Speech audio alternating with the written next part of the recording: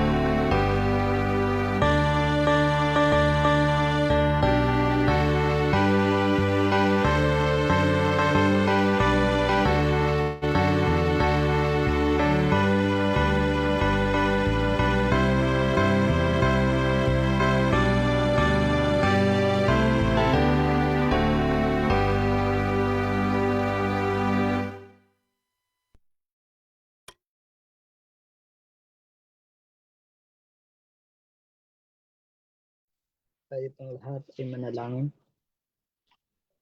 Ama namin sa mga langit, hindi po kami nagpapasalamat sa inyo pong ingat sa amin sa maghapon, sa pagbibigay ng aming pong pangangailangan, sa kalakasan, sa kasiyahan, at sa pagkakataong ito na kami po ay muling makapakinig ng inyo pong mga salita. Maraming salamat sa ganitong klase ng pagkakataon na kami po ay nagkakasama, bagaman kami ay magkakalayo. Amin pong hiningi ang kapatawaran ng aming pagkakasalang nagawa sa aming buhay at aming dalangin, ingatan kami at ang aming isipan ay bigyan ng katalinuhan sa amin pong pakikinig at ganoon din ang aming tagapagsalita. Amin din kasama dalangin. Sana po aming itong mga lakaran sa aming buhay, aming pag-aaral. Tulungan kami na makita ng mga tao sa paligid namin ang aming buhay ay ito po yung pangangaral sa iba. Kaya dalangin namin kung kapag tatapos na ingatan kami tayong pag-aaral. Pangalan ni Jesus. Amen.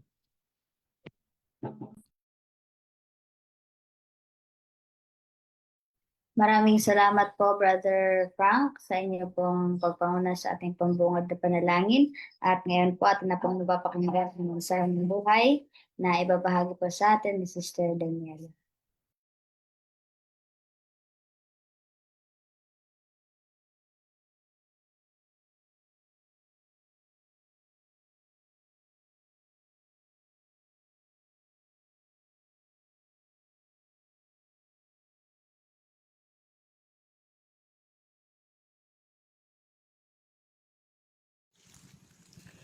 Mapagpalang gabi po sa ating lahat and welcome na muli sa ating daily evening devotional.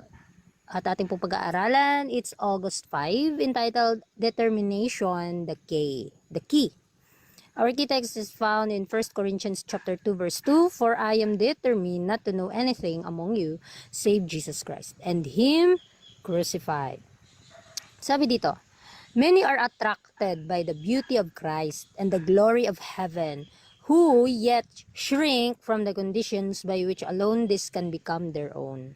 To renounce their own will, their chosen objects of affection or pursuit, requires a sacrifice at which they hesitate and falter and turn back. They desire the good, they make some effort to obtain it, but they do not choose it. They have not a settled purpose to secure it at the cost of all things." So dito natin mababasa mga kapatid na lahat tayo, halos lahat ng tao, naa-attract sa karakter ni Kristo. 'Di ba? Kasi napakaganda naman talaga yung pinagkaloob niya sa atin na kaligtasan, yung kanyang karakter na ma-apply natin. At yung kaluwalhatian ng langit ay talagang gusto nating angkinin. Ngunit, kakaunti lamang yung ating nais na maangkin ito mga kapatid. Kaya nga, to renounce our own will mga kapatid, mas pinipili natin yung mga sarili nating paraan, mas sarili nating mga situation, yung mga sarili nating kondisyon, mas pinapaboran pa natin kaysa yung pinili ng Panginoon na daan para sa atin. Kaya nga, napakadaming mga bagay na ninanais ng Panginoon ay pagkaloob sa atin, pero hindi niya na agad-agad nabibigay dahil nga hindi natin tinatanggap ang mga pagpapalang ito. At natatakot tayong magsakripisyo. Yun po yung pinaka hindi maganda. Na baka tayo ay ma-failure, 'di ba? Pero sabi nga 'di ba, wag tayong matakot na magkamali as long as sinubukan nating sumunod sa Panginoon ano man ang mangyari. Hindi niya tayo pababayaan. Kaya nga kahit na ito nga ang totoo, reality mga kapatid, na ang mga tao, dinidesire nila lang gumawa ng tama, pero hindi nila ginagawa. Bakit? Kasi mismo sa natural natin, parang napaka-normal lang sa atin na gumawa ng kasalanan. They make some effort to obtain it, but they do not choose it. Ito yung nakakatakot. Hindi natin kasi pinipili yung katotohanan, yung paglakad sa kabanalan. Kaya yun po yung sumasagabal sa ating mga daan, kasi nga, pas pinipili natin yung landas ng ating sariling katwiran. Kaya nga sabi pa dito sa next paragraph, "The only hope for us if we could overcome is to unite our will to God's will and work in cooperation with Him hour by hour and day by day." So ito po yung napakaganda. Kapag may determinado tayong sumunod sa Panginoon, ano man ang mangyayari, oras-oras, nakikipag-cooperate po tayo sa gawain na iniatas ng Panginoon sa atin. At ito lamang ang tanging pag-asa para tayo ay makapanagumpay, yung makikipag-ugnayan natin sa Panginoon. We cannot retain self and yet enter the kingdom of God. So tandaan natin, kapag hindi tayo makapanagumpay sa ating mga sariling kahinaan, hindi tayo makakapasok sa kaharian ng langit. At paano makapanagumpay? To cooperate the salvation of God for men. Kaya nga, if we ever attain unto holiness, it will be through the renunciation of self and the reception of the mind of Christ. Pride and self-sufficiency must be crucified. Are we willing to pay the price required of us? Are we willing to have our will brought into perfect conformity to the will of God? Until we are willing, the transforming grace of God cannot be manifest upon us. So ito po yung mga tanong sa atin. Handa ba tayong isakripisyo yung ating mga sarili para sa Panginoon, para sa kaligtasan natin at sa kaligtasan ng iba? Na magkaroon tayo ng pag-iisip na gaya ni Kristo at ang ating pride and self-sufficiency must be crucified. Handa ba tayong isakripisyo ang ating mga sarili? Mga kapatid, if we are not converted to be Christ-like character, to have Christ-like character, ang hirap maangkin mga kapatid. Kailangan yung sarili natin, mas ipaubayan natin sa Panginoon na upang siya po ang gumabay sa atin at siya po ang manguna sa atin kung ano yung dapat natin gagawin. Are we willing to have our will brought into perfect conformity to the will of God? Yes. We need to have willing heart to have perfect conformity to the will of God. Until we are willing the transforming grace of God, mga kapatid, to obtain, mga kapatid. So sabi pa dyan, by becoming thoroughly acquainted with ourselves and then combining with the grace of God, a firm determination on our part, we may be conquerors and become perfect. Perfect in all things, wanting in nothing. Ito po yung napakaganda. Maraming sinusukat in the last days mga kapatid, pero kulang sila sa at na sumpungan na kulang dahil mas pinaprioritize nga talaga natin yung sarili natin. Napakalaking kulang. Pag yung our own righteousness, mga kapatid, yung pinaprioritize natin. Because our own righteousness is like a filthy rags. So upang tayo makapagnagumpay sa ating mga sarili, kailangan nating i-combine ang ating pagsunod sa biyaya ng Diyos. At kapag matibay na yung ating determination to do this part, to do the duty of God for us, we may be conquerors and become perfect in all things. Napakaganda mga kapatid. Ito lang kasi yung tangi nating gagawin, yung pagsunod na may determinadong pagsunod sa Panginoon at iwasan ang mga makasariling bagay o makasariling pagnanais. Kaya nga sabi pa dyan na opposing circumstances should create a firm determination to overcome them. The breaking down of one barrier will give greater ability and courage to go forward. Press with determination in the right direction and circumstances will be your helpers, not your hindrances. So tandaan natin, bawat kahinaan natin at bawat pagsubok na ating pinagdadaanan, ito po pala ay isang malaking bagay na malaking makakatulong sa atin para makapanagumpay. Minsan ito kasi yung ginagawa nating hadlang para hindi tayo makapanagumpay. Pero ito pala ang pinakamalaking bagay para maangkin natin ang tagumpay. Yung mga tawag doon, yung ating mga kahinaan, kapag pinagkaloob natin sa Panginoon, magiging kalakasan natin ito. Kaya huwag tayong mangamba kung darating yung mga circumstances, kasi ito po yung naghihila sa atin to create a firm determination to overcome those weaknesses. To breaking down of one barrier will give greater ability and courage to go forward. Ito po kasi yung naghamon sa atin na mas tibayin natin yung pananampalataya natin. Mas ito yung ating panghawakan na the more tayong sinusubukan, the more tayong tinutulungan. The more tayong sinusubukan, mas the more tayong lalakas, mga kapatid. Kaya in our last paragraph, sabi dyan, true Christian character is marked by a singleness of purpose, an indomitable determination which refuses to yield to worldly influences, which will aim at nothing short of the Bible standard. The consecration of Christ's follower must be complete. He must be willing to bear patiently, cheerfully, joyfully, whatever in God's providence he may be called to suffer. His final reward will be to share with Christ the throne of immortal glory. Ito yung nais natin, di ba? Yung true Christian character ay maapapa sa atin kung sa bawat pagsubok ay atin pong pinagkaloob sa Panginoon, may malaki pong purpose ang Panginoon. Bakit niya ito pinapahintulot sa atin? At nagkikreate ito ng kalakasan sa atin to determine and to refuse the worldly influence, which will aim at nothing short of the Bible standard. Kasi alam natin yung standard ng Bible, ano yung dapat nating gagawin, ano yung dapat nating sundin, pinaalam na ito sa atin. We need to consecrate ourselves to Jesus, to Christ, mga kapatid, so that we have magkaroon tayo ng kalakasan na nanggagaling sa Kanya. Dahil siya ay handa na ipagkaloob sa atin ang mga pagpapalang ito. At magkakaroon tayo ng mapagpasensya, masayahin, magalak, anuman ang mga pagsubok nating pinagdadaanan is God's providence for us na mag-suffer tayo.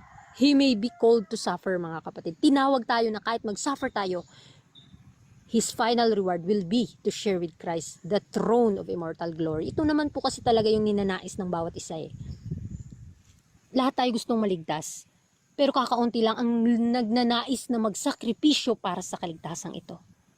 Kaya kung ninanais nating magsakripisyo, ipagkaloob natin sa Panginoon yung ating sarili na kahit anuman ang mangyari sa atin, magsakripisyo man tayo. Kung hinahawakan naman tayo ng Panginoon, hindi niya tayo pababayaan. Pinapangako niya ito na yung glory niya, yung final reward will be to share with Christ the throne of immortal glory. So mga kapatid, maraming salamat sa inyong pakikinig. Nawa marami po tayong natutunan sa ating evening devotional. At muli, ihingi natin sa Panginoon na meron tayong determination, mga kapatid, na angkinin ang karakter ni Kristo na makapanagumpay sa ating mga kahinaan at gumawa sa gawain ng Panginoon ng may katapatan, dahil hindi po mawawala, hindi po tayo mabibigo sa laban na ito kung si Kristo ang ating kasama. Muli, maraming salamat at magandang gabi.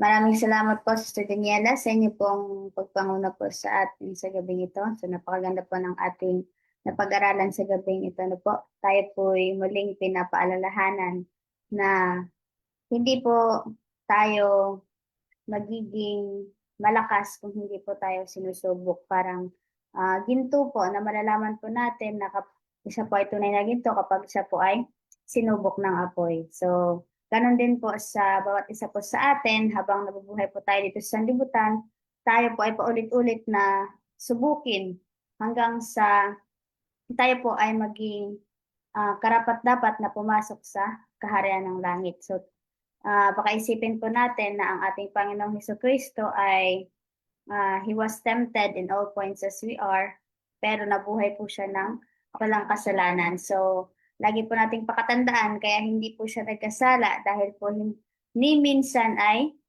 hindi niya po pinutol ang kanyang connection sa kanyang ama na nasa langit. Ni minsan ay hindi po siya lumimot na makipag-usap sa kanyang ama na nasa langit. Naway ganun din po yung gawin natin.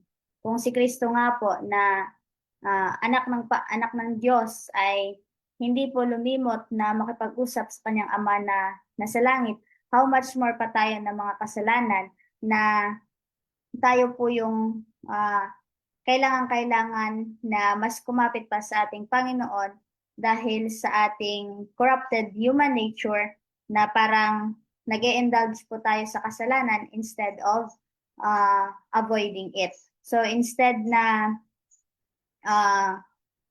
minsan parang tayo po ay mga willing victim ng kasalanan, instead na humingi tayo ng tulong sa Panginoon, parang mas hinahayaan lang natin na tayo ay madala dun sa tukso na tayo ay magkasala dahil parang gusto din natin yung bagay na yun kahit alam nating mali. So sa punto pong ito, sino po ang may gustong idagdag sa ating napag-aralan sa gabing ito? Ibibigay ko po sa inyo ang pagkakataon.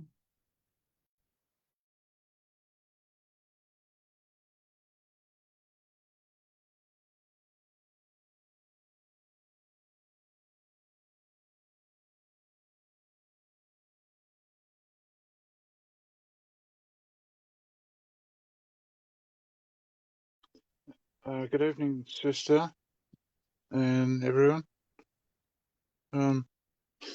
So the main subject here is determination in overcoming, and this quote there that is important in my mind. It says the only hope for us is if we overcome,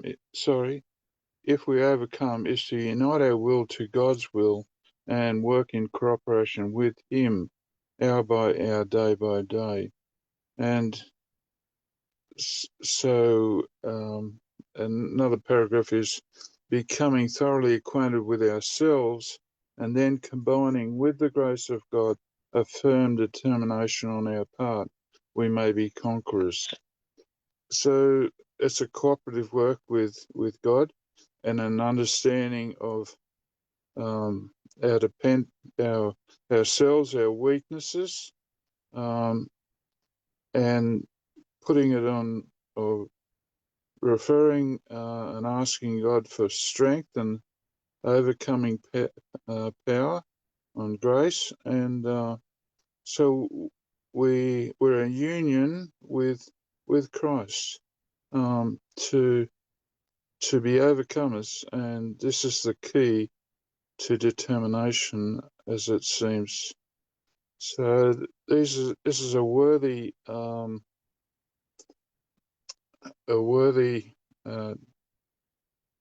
success to win against all odds. You know, we as Christians we're tempted. There are many things that come upon us, our own selves, our own weakness. Satan and the world presses in on us, and so if we have determination coupled with God, then we become overcomers under the most distressing circumstances. Good evening and God bless. Thank you so much, Brother Rob. So, sino pa po ang may gustong idagdag sa ating napag-aralan sa gabing ito?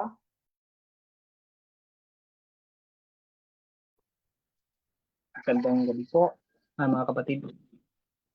Isang napakagandang pag-aaral. Isang pag-aaral na kinakailangan sa panahon ito. Sabi ni Paul sa atin, hindi niya ninanais na maalaman ang mga bagay sa gitna ninyo. Katulad na lang ng mga lahi-lahi, hindi naman kailangan sa kaligtasan, mga bagay-bagay na prioridad ng tao sa panahon na to. Kundi ang nais niya ay ang Panginoong Jesucristo. Yun ang kanyang pinakang purpose na maalaman.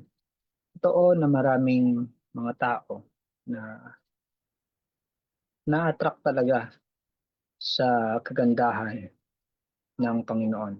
Sabi dito yung kanyang karakter, kanyang pamumuhay, at yung kaluwalhatian ng langit na nakasulat sa banal na kasulatan, may pinapangaral ng marami, binabanggit ng bawat labi na sila ay sumasampalataya.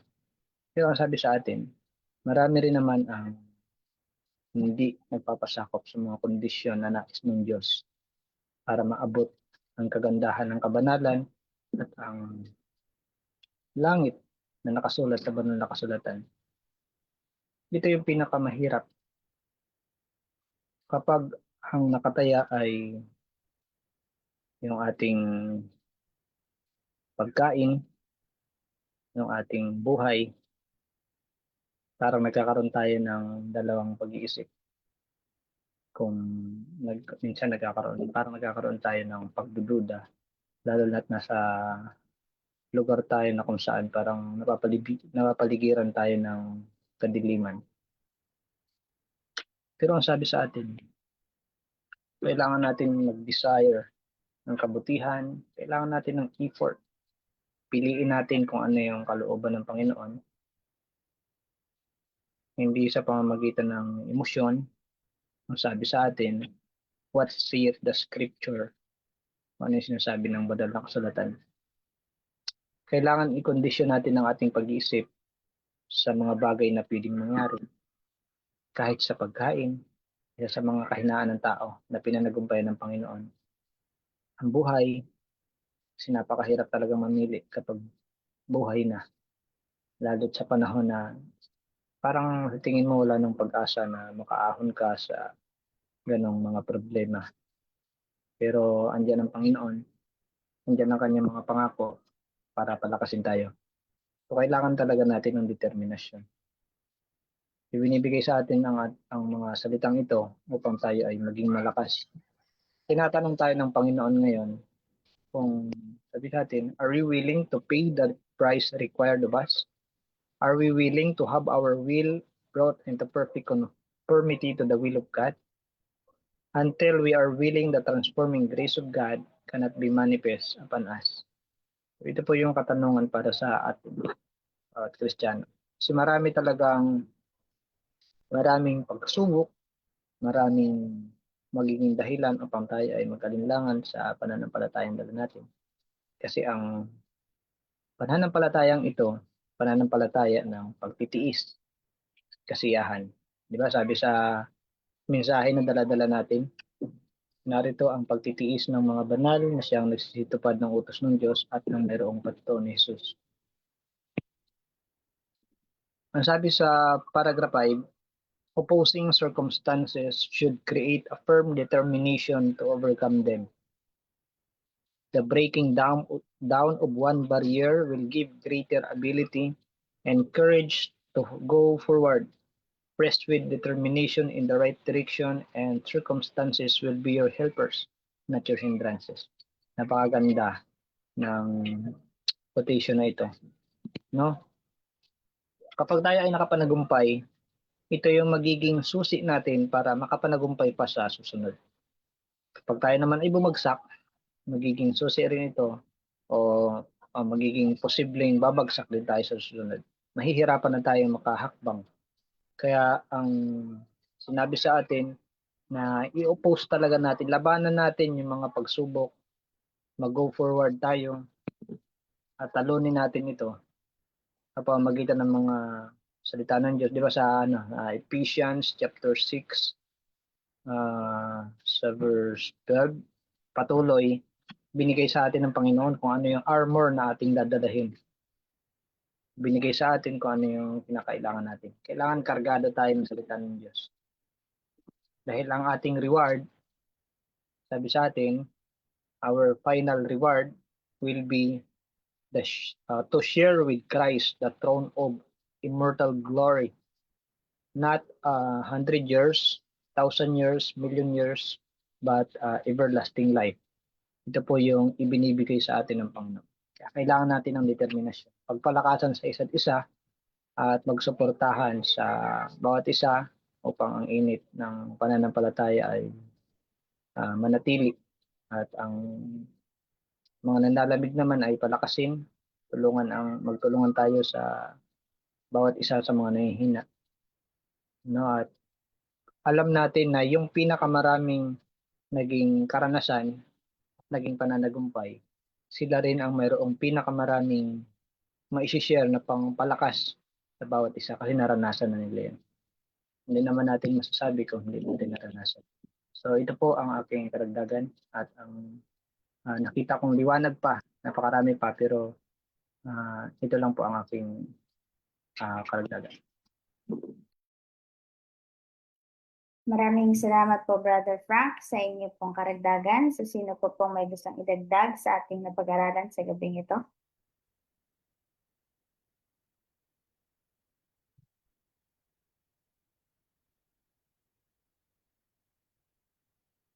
Kung wala naman na po, tayo na po dumako sa ating closing song. May I ask Brother Rob to lead the closing prayer? Yes, brother. Let's proceed now to our closing song.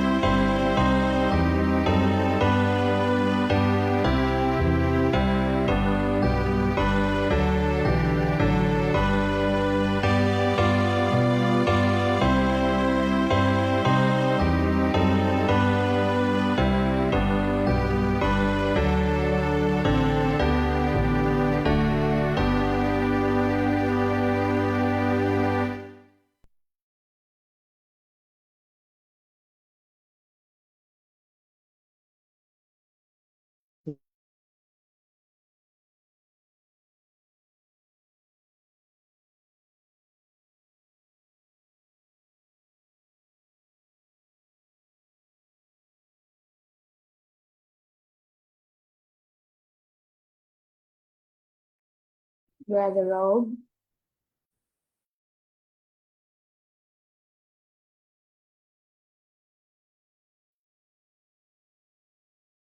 Let's pray. Dear Father in heaven, thank you for this devotional message that inspires us that we can be conquerors together with you. Lord, help us to be have the determination that victory can be achieved through thy grace and through thy strength. And Lord, help us to follow, choose to follow, and to submit our will to God's, so that we can overcome the very natures in ourselves and overcome the desire to only do things in our own strength, Lord. And Lord, we ask that you help us put on the whole armor of God, those pieces that are necessary in fighting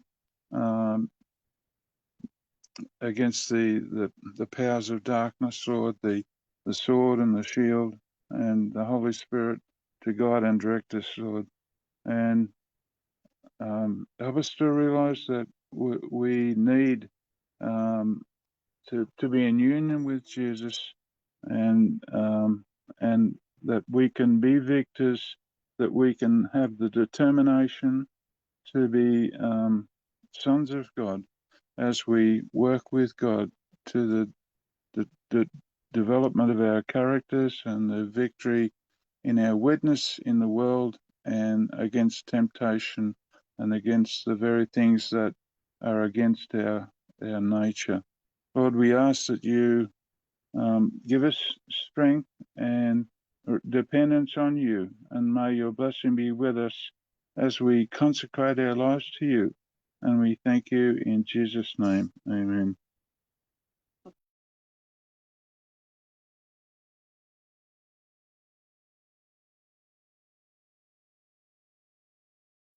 Thank you so much, Brother Robe, for leading the closing prayer. And I'm also thanking everyone who joined the Zoom this evening and also our viewers via Facebook Live.